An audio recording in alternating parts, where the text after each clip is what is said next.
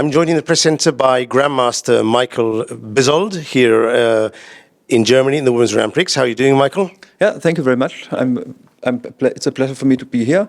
I live just only a few minutes from here, so I took the opportunity to come here and watch the games. Okay, are you following any specific player, or in general you just want to see how the games panned out this afternoon? Of course, the atmosphere is very interesting here, and I like the tense of the games.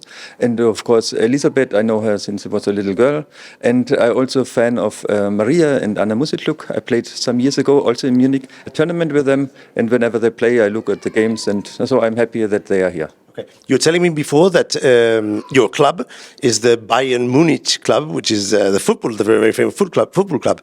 Do you play the tournaments in the games in the stadium, or you have some other place where you go and play?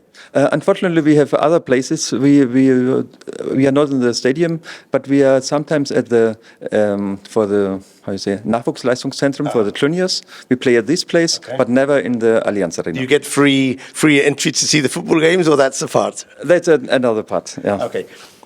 Michael, one of the things that struck me when we were talking before is that when you were young, you got to meet Bobby Fischer here in Munich. Tell us about that experience, please. Yes, it was not completely in Munich. It was in Franconia, in Bavaria. My parents have had a hotel, a small hotel, and there were three world champions. Petrosyan was there, Michael Bezold, and in the beginning of the 90s, there was Bobby Fischer there for 3 months. Okay. And we played every day, but it was not really playing, it was analyzing. And it was a restaurant of my parents, and he was sleeping every day till 1 or 2 o'clock, and he came down. Everybody was having lunch, and Bobby Fischer had breakfast.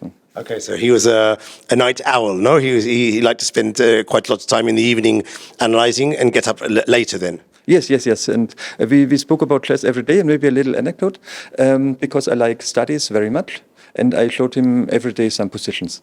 And whenever he wanted to solve immediately, and if he couldn't solve immediately, he went back to his room.